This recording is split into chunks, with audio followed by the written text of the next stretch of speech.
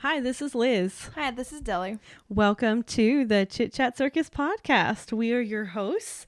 Now, tonight we have a specific topic. We're going to talk about music at the circus. Before, Deli had mentioned that she did music appreciation in high school. So, Deli, tell us, what is music appreciation? Does it help you understand the value of classical and rap music? It kind of does. There's old rap music that was rap has always been part of any generation, any era. But when I took music appreciation with Mr. Musin in high school, he did really good teaching. He introduced us to all these bands, and I don't remember all of them because I was 14 years old at the time. But we also met. What's that? There's a lot of famous bands. I think we met. You met a famous band? No. Oh. No. I wish. That's really cool. I think the highlight of my high school would have been meeting a famous band. I think it was the Bee Gees. We saw the Bee Gees. He showed us some of the songs from them and everything. Okay. You mean a performance, a live performance of some kind? Okay. And that's how at a young age, that's how I found out about Staying Alive from them. And I love that song.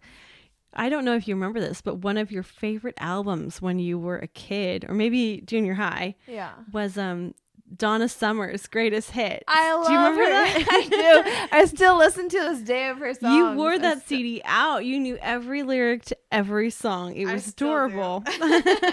I still listen to the songs. Do you have a favorite Donna Summer song? Hot Stuff. Hot Stuff, yeah. I love it. That or Stomp Your Feet by her. So many good songs. She's wonderful. So is music appreciation just listening to music? Because you've described it before, and there was music theory, there was music history. What else does it really cover? You have to. There were worksheets he would give us where you had to just write stuff about bands that you remember or information about the bands. And there was like music theory, where you would have to learn the music and because there's also music is a very specific set of terminology, and if you're not really into music, you don't necessarily know what that kinds of stuff is. What kind of music terminology would they talk about? They would just talk about in general, like how long these bands created their music, like how devoted they were, they would list at least what songs were the most popular, which ones had the most meaningful lyrics. Like he just would talk about every aspect of it. And I liked it a lot. There were some times, because I was young, I'd be like, okay, I'm kind of ready. When's the bell going to come? Well, I'm going to know this. Let's dig into this. What are can you remember some of the, either the topics or the bands or the musicians that you weren't really a fan of? Can you remember the things that didn't strike a chord with you then? Honestly, now that I have a grown taste as a teen and now a young 20-year-old, almost 21, my music appreciation has expanded to lots of music. He introduced Mozart to us too, and great. Beethoven and all those kind of similar composers too.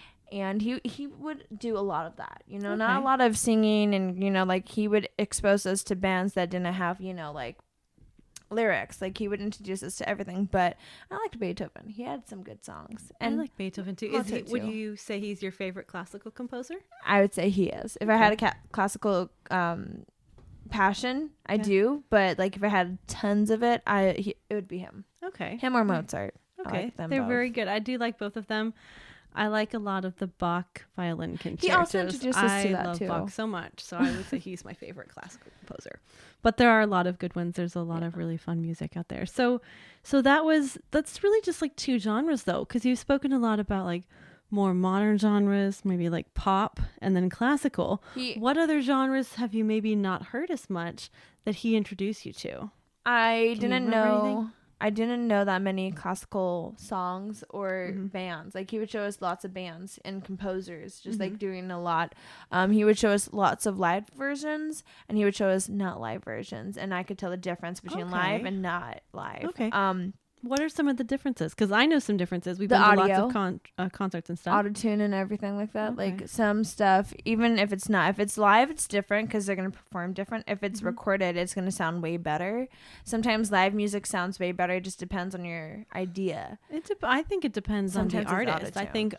I think once you strip away a lot of the production, you can see what kind of vocal talent or instrumental talent somebody might have, and maybe it's just like an off day on a performance, and maybe they just kill it. Maybe it's wonderful. Yeah. So I mean, that's kind of part of what I think is one of the special things about seeing live music, is that you don't know how that particular version's going to be. Yeah. It's not going to be the same version on the studio version. But okay, so this is a bit of a segue away from the music appreciation class. But I remember this really special moment at the Black Keys concert we went to last year, where there was a particular song they were singing, Yellow Submarine. Oh, I love it. And I remember that. Oh, no. Is it Black Submarine? Yellow Submarine? It's Black Submarine. Okay. Sorry. Yellow Submarine's the Beatles. Anyways. Yeah. One of my favorite bands, and I don't know all their songs. They have massive number of songs. But anyways, it was really cool because there's like a slower part at the beginning where it's just kind of the singer singing, and then the full sound comes in later. And it was just a wonderful moment between him and the audience, because the audience started singing along. We knew every word. It was just wonderful. And what I really liked is that the singer just kind of realized that moment was special. So he kind of stretched out and repeated the first verse live. So we got like extra time with him singing before the rest of it, the drums and the other guitars and stuff kicked in. So it was pretty cool. It was just like a wonderful moment that you really just have live, those moments, but the connections between the singer and the audience. And there's another one at our at the concert we went to at the beginning of last year, Sam Fender. It was a very small venue, which was great. I hope he blows up. He's a wonderful, very talented singer with the band he works with.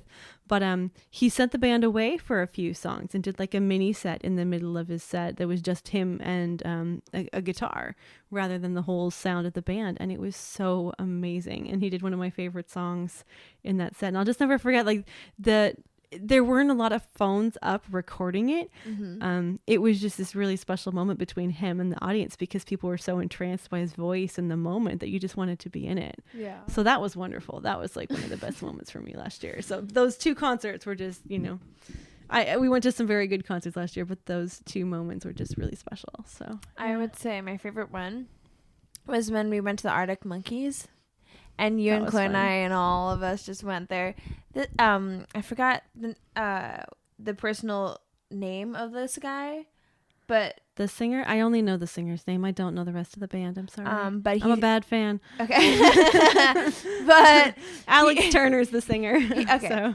But he just randomly started laughing throughout the song. I remember that he stopped and I don't remember that at all. See, that's cool. You remembered that moment. He randomly stops and starts laughing throughout this song. I don't know what's going on or whatever, if a fan made him laugh or if he just randomly laughed. It could have been a fan or maybe one of the band members or like a tech in his ear. I mean, who knows what he's hearing up on stage. He just is randomly laughing and then everyone's like laughing, trying to figure out what he's doing. But he took some time and just started like cracking up, and that's what was funny. And you won't see that in any in a different you're version.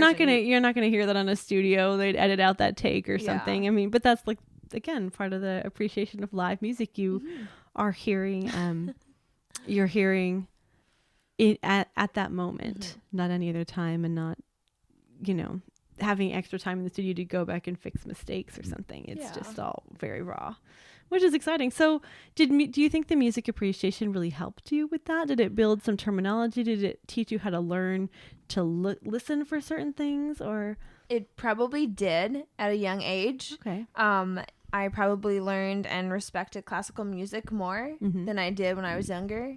Even as a 14-year-old, there was times in that class I was just waiting for like lunch.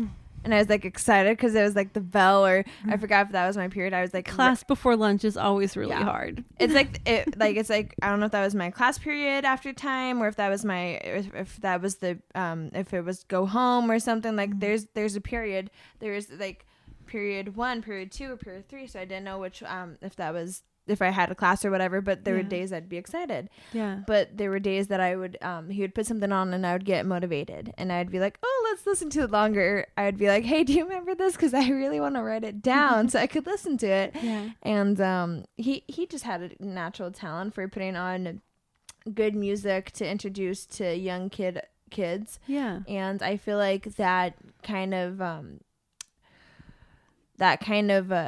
class shouldn't be cut off. Yeah, I know. Unfortunately, a lot of states have budget crises. California has in the past as well, and usually the first things to get cut are the arts and music programs. And so things like theater and choir and extra music appreciation or art classes, they're kind of deemed unnecessary, but they expose you to new things, new genres, new countries. I don't know if you did a world music module or anything, but music is very regional, and different countries around the world have a very different style of pop music, a very different style of instruments. They might even have different instruments. So it's really interesting. So I'm, hopefully I think it's also very important just because I enjoy music. Very few people, I don't know anybody that doesn't enjoy music. Maybe I'm sure there's somebody out there, but probably somebody that just finds reading the news is more entertaining than listening to music. Maybe. But I talked to one of my friends today, and she had this class this involves what we're talking about. Had this class interview or something for a paper. So she asked in the group chat today if we could help her decide any meaningful word, define it in that represents our generation. Okay. And I picked music, and I picked fashion. And I'm going to talk about music because that is why we're talking. And this is, part of the topic. Yeah. I picked music because I'm going to summarize it in the best way. It can help if you cannot describe what you're feeling or any emotions. Music is the best way to show or tell how you feel. It can help describe and show how a person is feeling. It can help bring people out of depression, darkness, or it can just help them get away from a situation at home, people that are, being abused, or people that are just going through a tough time in college or anything, or high school or junior high. Those kids, they can express themselves through music. Music has always been there. Yoga and exercising is good, but music really can help describe your talent. It can help describe so many meaningful things, but music really can describe how a person feels just by the lyrics, and that's kind of what I said to her. Like, not even just the lyrics, but the notes themselves create a mood. Yeah, with the tone, with the the minor chords are a little bit more somber and serious, and major chords obviously have a little bit more pep to them. They're a little bit louder sounding. So they strike a chord with people emotionally. So no pun intended. That's kind of how I said it to her. Not all the way like that, but like just, it can describe how one feels. And the other one, fashion, like I said, similar to music. You can describe your style, how you feel. You can express yourself. There's no shame. You can show if you love to wear polka dots, that could be a trend or whatever. It just helps you describe your style, how you feel, and express yourself. Some places you can't do that. It's a crime to show whatever style you have. Like, let's say some places you can't show skin, and that's like what you like to do. Let's say someone likes to wear business clothes, and you can't because that's considered informal. Well, let's pick that up next time. Deli's thoughts on fashion. Are polka dots a crime? Or music, so both ways you're expressing yourself. Yes. Well, thank you for joining us for our music topic today. I hope you learned a little bit about music appreciation. Weigh in the comments. Have you taken a music appreciation class in high school or college? Have you taken a music theory or a music history class? Are they different or the same? How much do they overlap? They are different. I did take another musical class, music appreciation, in college. Oh, very good. Lizzie has met him. I forgot. His name is George or something. We went, George, and it was online.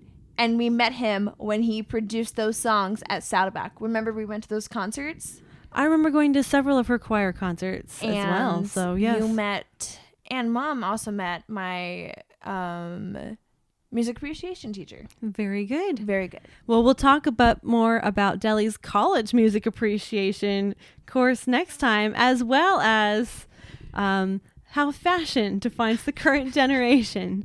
So weigh in the comments what topics you'd like to hear next time. I'm Liz. And this is Deli. And we're your hosts of the Chit Chat Circus podcast. Thank you for joining us. If you're following us on YouTube, hit the like and subscribe buttons and hit the bell to be notified of new episodes once they come out, or follow us on your favorite podcast streaming platform. Alrighty, and follow us on social media. All the links will be in the descriptions below. All right, thank you for joining us and have a great day. Bye. Bye.